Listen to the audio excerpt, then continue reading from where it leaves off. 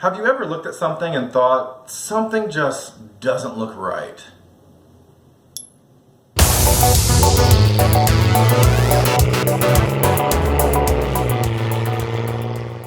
Well, I was at it again, searching through the pages of Craigslist looking for unique and unusual cars.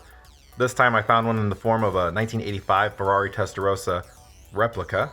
This one is finished in Ferrari yellow. The seller says the price is firm at $15,000, but maybe you can negotiate the Bob Seger's Greatest Hits CD into the deal.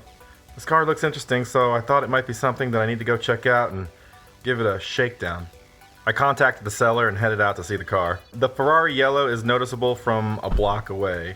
Also catching my eye was the red 1985 BMW 635i, which the seller mentioned would be for sale soon, but I was here to see the Ferrari.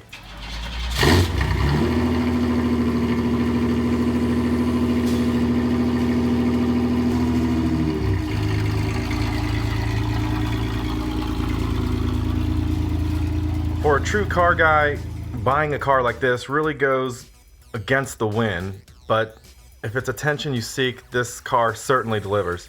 Now, is it still the same as a Ferrari?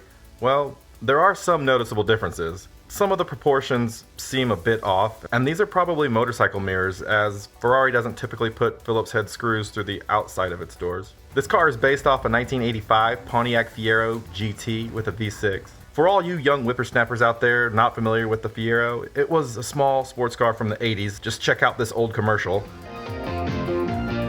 Fiero GT, now with the authority of a fuel-injected V6. Ah, the 80s, what a simpler time. If a car company showed a car flying through the air like this today, they'd probably get sued into oblivion. Fieros were commonly the basis for mock Ferraris because they were so easy to disassemble and modify. When I closed the door on this one, I realized it still clearly had that General Motors DNA, because that door shut like a rock. It was very solid. So let's talk about the good. The car is attention-getting. You don't typically see a car like this driving down on Main Street, but when you drive this car, you definitely get looks.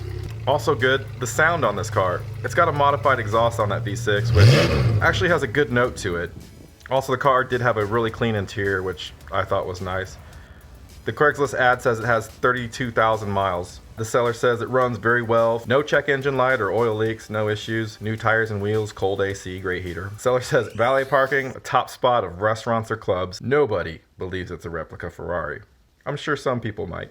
Those are some of the good things. Let's look at some of the negative aspects. Now, there are some panel gap issues, and the seller told me the flip-up headlights are fixed in the up position, a common issue on Pontiac Fieros. Also, the latch to the engine cover was malfunctioning, and we were unable to look at the car's power plant.